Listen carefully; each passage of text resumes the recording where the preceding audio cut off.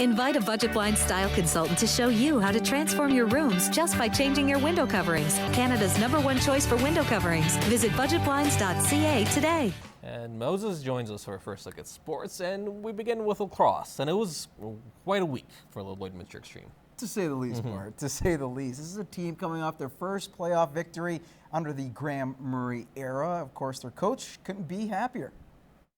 There was probably an epiphany probably halfway through the season there when it finally clicked that what they wanted, what I wanted to see out there, and they finally got what I wanted to see. So we finally got on the same page, I think, and from then on it's been really outstanding. The Xtreme pulled off the upset against the Westlock Rock, and it all came down to one major aspect: defense. But after a glow from the series victory, it's now getting ready to face the best team in the league, the Fort Sask Rebels. And with several bodies out of the lineup due to prior commitments, Coach Murray is simplifying the systems. That extra step, everyone needs to play that much better individually to help the whole team out.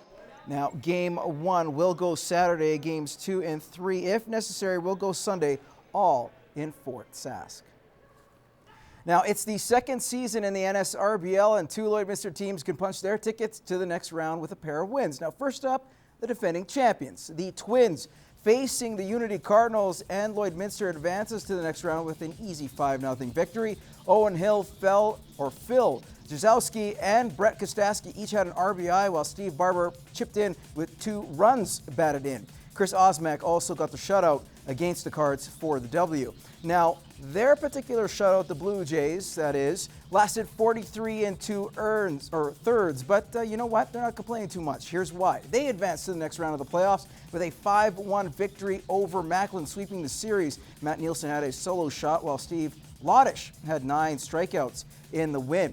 Now, the Meadow Lake Sox and St. WALBURG Reds opened up their series in Meadow Lake. The Reds led the scoring with 3 runs in the third, but the Sox come back with 5 in the fourth and hold on for the 5-4 victory. Game 2 will be in St. WALBURG, and the Wilkie Brewers stave off elimination with a 10-9 victory over Standard Hill. Nick Pernitsky came up with a walk-off hit to get the win. Game 3 will go in Standard Hill next Tuesday.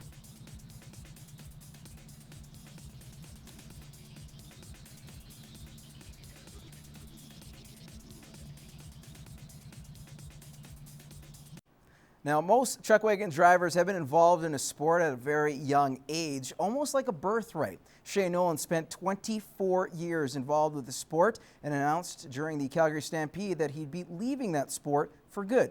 In this week's Inside the CPCA, Brett Morton caught up with Shane one last time to talk about his retirement. It's something I've been contemplating for a couple of years now, and since the start of this year I've really been thinking about it. So it was good timing to disperse the horses at the end of Calgary, and that's what I decided to do.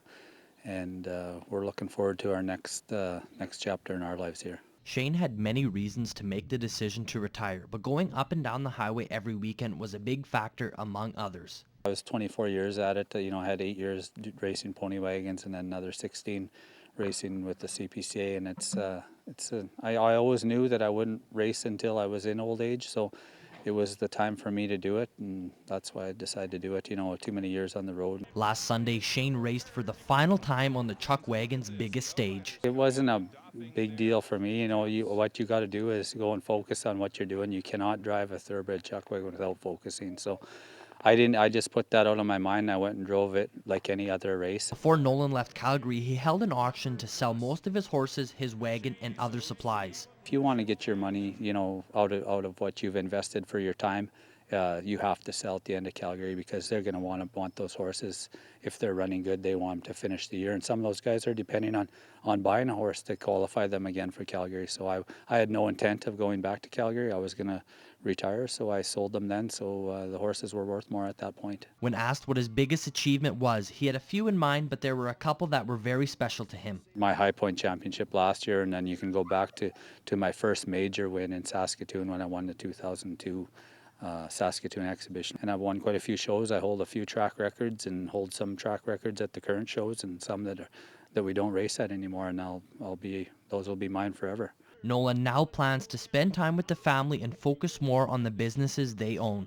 We're going to do some traveling, something I've never done because obviously I've grown up in wagon racing, so there was no summer holidays for us. You know, every weekend you were gone down the road, and even as a kid, that's what I did. So we're going to do some different stuff and travel, you know, see this country of ours. And saying goodbye to his storied career is one thing, but waking up on race mornings and not getting ready to go will be different. With all the success Shane has had, he has many people to give thanks. just like to thank all the people that helped me along the way, you know, right from barn help to neighbors to fans to sponsors, you know, all those people are instrumental in my success, and I'm sure truly thankful for that. So I'd like to take this time to thank them.